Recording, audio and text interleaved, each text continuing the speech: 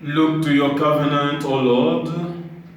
Forget not the life of your poor ones forever. Arise, O God, and defend your cause. Do not forget the cries of those who seek you. In the name of the Father, and of the Son, and of the Holy Spirit. Amen. The grace of our Lord Jesus Christ, and the love of God, and the communion of the Holy Spirit be with you all. My dear brothers and sisters in Christ, today is the 19th Sunday in Ordinary Time. On this special day, we are invited to discover yet another one of the many faces of our God. A God who takes care of his people. A God who protects his people and who always listens to the tears of those who cry out to him day and night. What does the liturgy of the Word tell us this Sunday? Today's biblical text invites us to take yet another step more along the path of conversion and to trust in God in the midst of trials. This is what happens to the prophet Elijah in the first book of Kings, chapter 19. He has just fought idolatry with great ardor, so his life is in danger. After 40 days and 40 nights of walking, he arrives at the mountain of Horeb or Mount Sinai. He believes himself to be alone, to be abandoned, far from God. But God does not abandon him. He invites him to stand there and wait for his coming. There is a hurricane, an earthquake, then a fire. But the Lord is neither in the one nor in the other. After this, there is the whisper of a light breeze. Elijah then understands that the true God is not one of violence. Our God does not manifest himself in spectacular ways.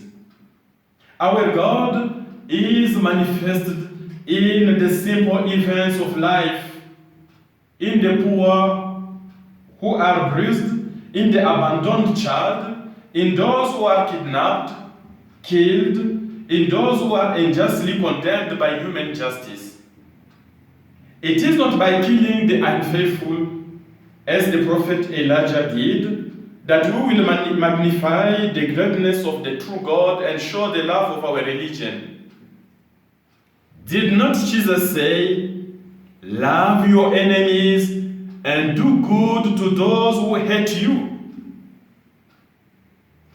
My dear beloved in Christ, in order to do this, we must be tolerant, we must be patient towards those who do not share the same religious convictions with us, and show them gently and with wisdom the truth of faith in Jesus, to believe in Jesus. The Apostle Paul also believed that he was defending the honor of God by killing Christians. But one day, he met Jesus Christ on the road to Damascus, and this encounter changed completely his life and his vision of things, especially on the Christians. First, St. Paul reminds Christians of what they were to Jews who gave them Jesus. Christ was born of their race. The Jews belong to the divine plan. Paul shares with us his grief over the unbelief of his blood brothers. The majority of Jews follow the Pharisees. They do not accept that the privilege of the chosen people is extended to all pagans who have put their faith in Christ. And today's Gospel, according to Matthew chapter 14, verses 22 to 33, follows the story of the multiplication of the loaves. Jesus has just fed a hungry crowd, and in the evening he retires to the mountain to pray, to give thanks to the Father for all he has done during the day. While he is on the mountain, in a deep dialogue with the Father, the disciples are in the boat. They toil to reach the other side of the lake. This boat of Peter's becomes the symbol of the church. The waves and headwinds evoke the world.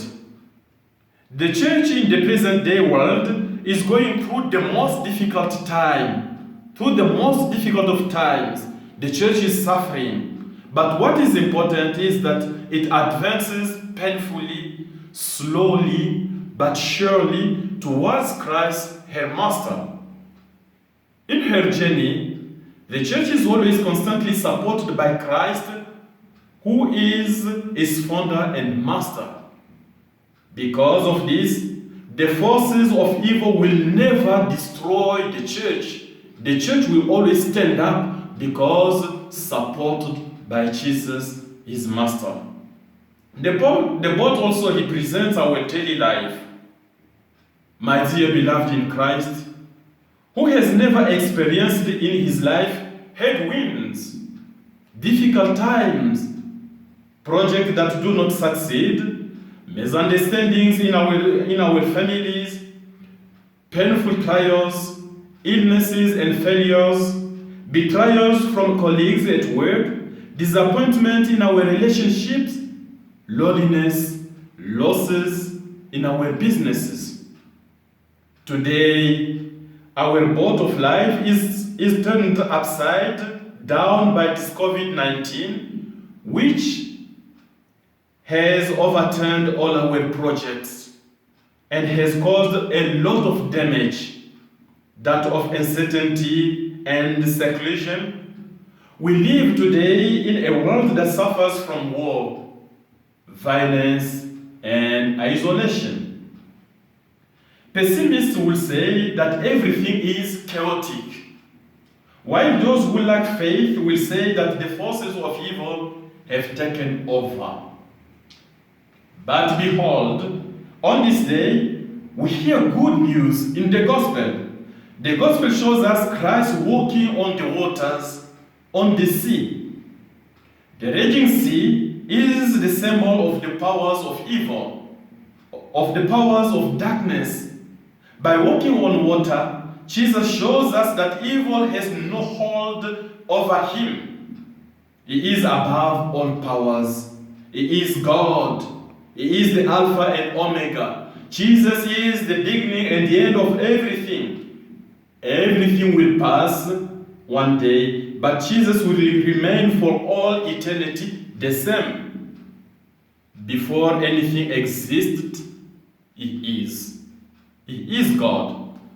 In the gospel, even before the disciples cry out to him, he walks up to them. He joined them. From a distance, he had seen that they were in danger and that he had to come to their aid to protect them, to save them, because Jesus is a savior, he is a protector. Jesus is God. He knows us better than we know ourselves. He searches the heart and reins of men.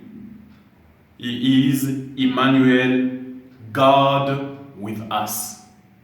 He assures us of his presence every day until the end of the world. Jesus will be always with us.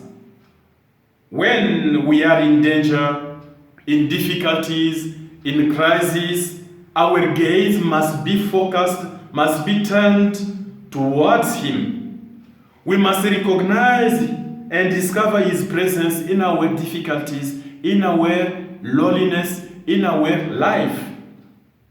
To recognize him, we need the gaze of faith. And it is this gaze of faith that will make us say, "The Lord is my shepherd, there is nothing I shall want. Even if I cross the ravine of death, he is always with me." It is this gaze of faith that will make us say, Lord, to whom shall we go? You have the word of eternal life. Whatever storms come into your life, be strong, be courageous. The Lord is with you. Give him thanks and know full well that this storm is making you stronger than ever. Do not be discouraged. Do not give up. Do not be disappointed. Don't quit.